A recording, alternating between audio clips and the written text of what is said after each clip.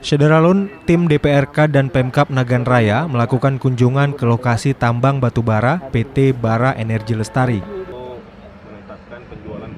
Kunjungan ini dilakukan menyusul laporan dari masyarakat terkait penemuan satu titik bekas galian batubara yang sudah lama namun belum direklamasi. Tim melihat lokasi bekas galian di Desa Alubuluh, Kecamatan Senagan, Nagan Raya, dengan turut didampingi pihak PT BEL.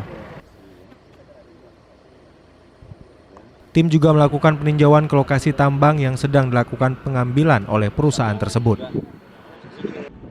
Menurut rencana, pihak perusahaan akan dipanggil dan diminta untuk melakukan reklamasi pada bekas galian batu baranya. Yang menjadi laporan masyarakat bahwa ada bekas tambang yang belum ditutup. Ya, kita tadi sama-sama sudah saksikan secara langsung, dan ini juga kami menilai mengandung bahaya kalau umpamanya ini lama dibiarkan.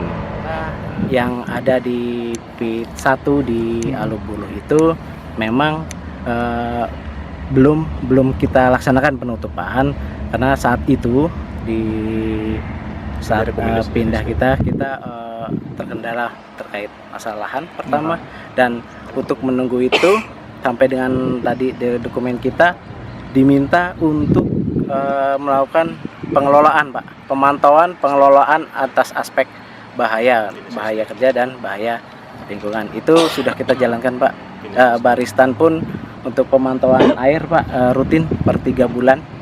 Dari Baristan sendiri datang ke lokasi, dan rutin per bulan atau 3 bulanan di laporan triwulan kita melaporkan ke SDM.